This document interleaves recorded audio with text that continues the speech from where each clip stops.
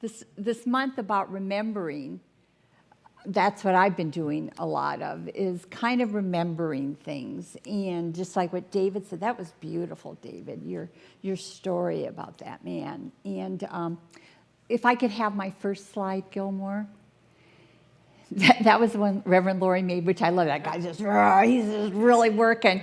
And so I did additional slides for my talk. So you put my first one on. And are you making a living or, see, wait, before you do it, look at it. She's just there working so hard and so engrossed in what she's doing. It doesn't look like much fun, does it? And then the next one, oh, there should be another one, another slide before that one. That one. Or are you making a life?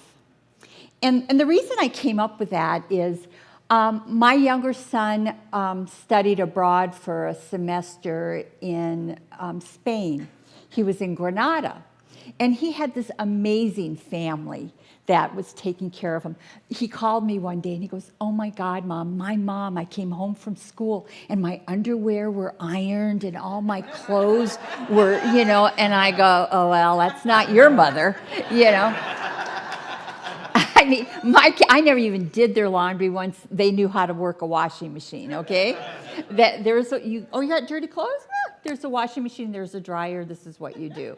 Never once they got, probably middle school. And so I said to him, I said, Corey, because they were so wonderful, I said, make sure you tell your family that if they ever come to the States, that please come. They can come and stay at my house. I'd love, to have them visit. And he kind of chuckled, and he goes, Mom, they have no desire to come to the United States. And I'm like, what? What do you mean? She said, they think we're all crazy in the United States. Now, this is in 2006, all right? And I said, well, what do you mean? And he said, well, they think that in the United States, we work to live. Or no, we live to work. We live to work. We're so consumed with our working, whereas they just work to live. They work enough to live and to really enjoy life. And it made me think about how, yes, how we sometimes in our life we get so busy doing things. We are human beings, not human doings. We are about being. And I look back on my life and I remembered my life. And when I started out as a court reporter, I worked at court. I was in court. And I said, I don't know. This isn't for me. And that's when I started freelancing and doing depositions. And, some people said to me, well, that was kind of crazy. You left a really secure job, and you had a great pension, great benefits, and so forth. But there was something within me that said, that's not for you, Laura. Logically, so then I started my own business. And I didn't have children then. And I wasn't planning, as I've shared with you, to have children. I never wanted children. And then I had them. And it's amazing how that happens. And so anyway, when I had them, what me leaving court did, if I would have been working in court, I needed a letter from God to say I needed an afternoon off or something. Because, the court doesn't run if you don't have a court reporter to take it down. So it was very important that you were always there. And they didn't always have fill-ins. But because I left that security of that job, I never missed a football game, a practice. I was always there for everything. And I remember my son, the one who went to Spain, I was a football mom. He'd go, Mom, out of everybody in the crowd, I can hear you screaming. And he said to me one day when I was driving him to football practice, he goes, Mom, you don't have to go to every one of my games. It's okay. And I go, Corey, I don't go because I want to. I don't go because I have to. I go because I want to. And that's the truth. I did things because I wanted to. Not always, but those are the things that I do remember. And the only regret I do have is his last game in his senior year football. I always went up to him after the games, but I thought this is such an emotional night for him, all his football buddies. So I just kind of snuck out of there and didn't go up to him because they were all hugging and saying goodbye, and he came home that night and he came to the house, he goes, "Where were you?" And I said, "Well, I didn't go because I didn't want to take anything away." He said, "I was looking for you." And so I remember that. And so it's important to think about the things that you do. The same son went to his last year at school. He was at Redlands, University of Redlands. And his last year, he's thinking about what he's going to do after that. And he said, I think I'm going to be a lawyer. And I go, "Oh, God, no." I said, "Please, no," because I wanted him to be a landscape architect. Because he was creative. He painted. He puttered out in the garden. He drew. He did a beautiful picture of Bob Dylan he painted. And he was into music, and he was creative. And I go, "Corey, I don't think so." And in fact, that summer, I got him a job at a law firm. I said, "Oh, let him see what it's like." And still, he went to law school. His last year in law school, he calls me and he goes, "Mom, I don't know if I can do this paper pushing crap." And I said, "Welcome to law. That's what law is about." And so anyway, so he did it, but he followed his heart. He loved music, and he became a music attorney. He worked for a music. That's what he does. And so I remember he worked for this music publishing company, and all his friends were getting really high-paid jobs in law firms, and he was with this music company. He wasn't making that much, but it was a decent living. And I said, "Corey," I said, "when you're a first few years as an attorney, they own your soul. These attorneys have billable hours, and those young attorneys are working 15 hours a day." I knew because I was younger then, all the attorneys I knew were my age. They had kids and stuff. They never saw their kids. They didn't come home until the kids were probably in bed. So I said, "Corey, you work from 7 to 4:30. You're a half an hour from work, from where you live." And I said, you'll never miss a football game, practice, or whatever.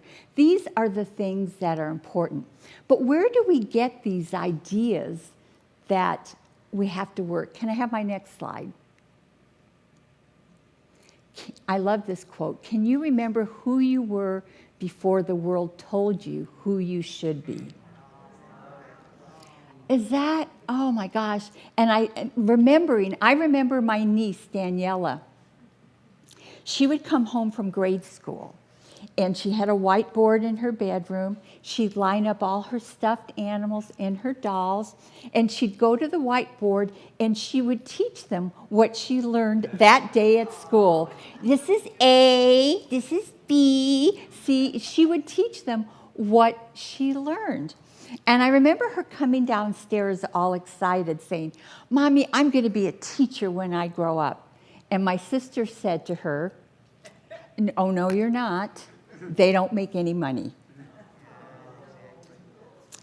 These are the kind of messages that we heard, and not just from our parents. What messages are in our subconscious that we have heard from society, from TV, from just being around people? What were the messages we got when we were in school? Do you remember? Oh, to be cool, you had to dress a certain way. You had to be in with that crowd or this crowd or whatever. We got these messages in our subconscious that we carried with us. And they're in there, and we don't even really remember them. But you'll know they're there by what comes up in your daily lives. And I love that. Look at that picture of that little baby. I mean, so just innocent and just this pure things, this beautiful just being. And that's how we all start out, right? we all start out as this clean slate of life and who we are. And then we get bombarded with, oh, you can't do that. You should do this. You know, we get should on all the time and shouldn't do this and that. And those things get into our psyche. And those are the things that start to mold us and start to create who we are. And my next slide, please. And two of my quotes are stole from you, Dr. James. And I don't know if it was in advanced consciousness or CPR, which I'm telling you people, you need to take classes if you're not, okay? Here I've been studying for how many years? I'm still taking classes. But I love this. It's hard to give unlimited power to limited minds. So that's what happens in our life. We start believing these messages that we get that, oh, you can't do this, you can't be that. And we start forgetting who we are. As that little child, I look at my 2-year-old granddaughter. She wants something, damn it, she wants it now. And the universe provides it through a mother and a father. and answers her every command almost, but but then explains, well, maybe why you can't have this right now or whatever. But that's it. If we have limited minds, limited ways of thinking, we're going to have limited experiences in our life. And so it's important. And how do you know what those limiting thinking is? Look at your life. Where it's not working, then there's something in there that you need to look at. And so I love this. I love this one. And then the next one, please. You cannot go beyond your own accepted image. And I think that's not the next one. Isn't there one with a cloak? That's the next one. Austin, those of you that have been coming here for a while, Austin Ray used to be here. He was a practitioner here. He's an entertainer. He was a big entertainer in Vegas. And now he's on a cruise ship. He's entertaining on a boat.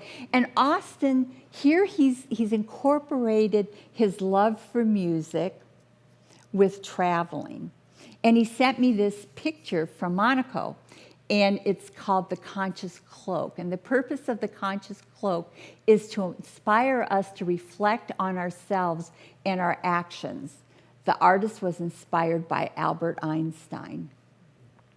And what got me about that, I started thinking, we are cloaked. We are this consciousness that is everywhere present. And I kind of thought of Jesus at first when I saw that. And then I brought back a lot of Catholicism, remembering my Catholicism. And, we'd say the rosary. Well, when you think about it, when I look back on it, saying the rosary just kind of, Hail Mary, full of grace, Lord is with you, you would just do it. But what it did was, if you really think about prayer isn't just asking for things. It's about getting your thoughts, your mind calm. It's almost a form of meditation, just because the words are so rote. And so when we get in that cloak of consciousness, we are it. We are the universe. Remember who you are. We have this power. If something is going on in your life that's not working, it's still some kind of a gift. And that's what you need. It gives you an opportunity to look at it and say, this is what I want changed. And this is what I really want to experience. And that is what you focus on. You turn away. The rosary will help you to stop that monkey mind or whatever prayer you're using, to stop that and to really focus. Cloak yourself in that consciousness of what it is and who you are. Turn away from what people told you or who you think, that limiting thought of who you are, because you are so much more. And we don't buy that. When we think about, I was listening to this this talk on YouTube, and it was really interesting. It was about Upanishad, and this father sent his 12-year-old son to study with all the masters, and he learned about science and plants and this and that. And he came back from school all pumped up, like, oh, I'm like really great. And the dad said, did they, oh, what was it? He said, did they teach you about, he said, did they teach you about that which can't be seen, heard, or known? Because without which nothing can be seen, heard, or known. And when I think about that, I think that about that. And he's in the sense of, well, I don't know, what is that? And he said, so if you think about a clay pot, we have 2 clay pots here. Look at these beautiful pots. He said, it's not the pot, it's the clay. Without the clay, the shape, the clay is what puts the different shapes into it. He said, yes, you see the pot, but it's the clay, and the clay is always the same. It can be formed in different ways. And that's what we are. We are, that God essence is that it's the clay, and we are being formed by it. And we get to choose that form that we want to be. But it's all that divine. It's all that power and that conscious cloak. Turn away from the problem and look at the solution. I'll always remember Butterworth, who said that, when his granddaughter saw a dog get ran over in the street, he said, you're looking out the wrong window. And he took her to look at the garden. That's what we need to do. We need to look away from our issues and our problems and look at that which we want to be. And so now the next one. So what we need to do is we have to clean out the clutter of our minds, our false beliefs. And we have to expand our thinking. I'm telling you, taking classes are the best thing you can do for yourself.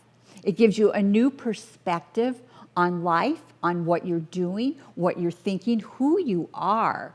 These classes that Dr. James is teaching have been so powerful. And Reverend Dale and Reverend Laurie's classes, they're so, start cleaning that clutter and remember who you are.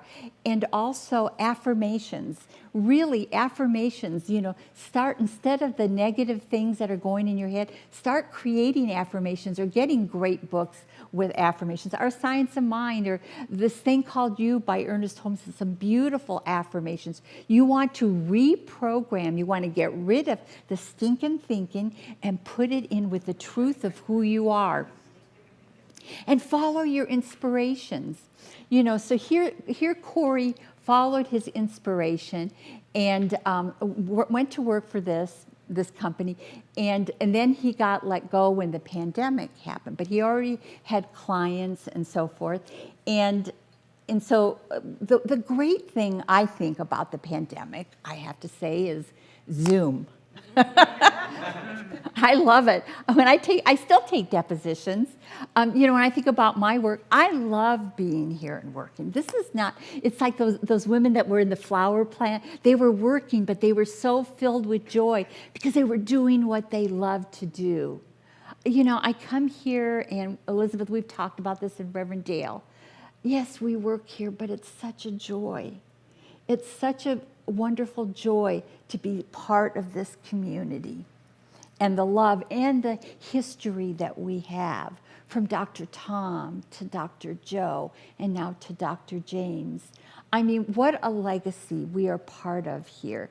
And we're not, against the Catholics or the Lutherans. We're about oneness. And so that I love that. I love that. So I work, and I still do depositions, but I get to pick and choose the ones I want. I love still working with my old clients. I don't take any medical mal or anything really that litigious. I take just, little fender benders. Walter Clark's one of my biggest clients. I think you've known about him, the Sevens. And so I still like it because it keeps my mind going. It keeps my mind fresh. And so I love what I'm doing. And so follow your inspiration. If you're inspired to do something, follow it. There's a reason. Inspired, it means spirit. Spirit gave you that message. And then I think the final step in our life is love, to be kind, to be filled with gratitude, because what you appreciate multiplies. Okay, like, like that picture that the Inspire, the man with the one leg, you could look at that and go, oh my God, but it did not stop him. Don't let anything stop you. And I just want to, at closing, I just want to share this. I thought this was really good. This was something on Facebook. I don't know who posted it, but it was after 70, what's important. Okay, so even if you're not 70, these are things you should think about, okay?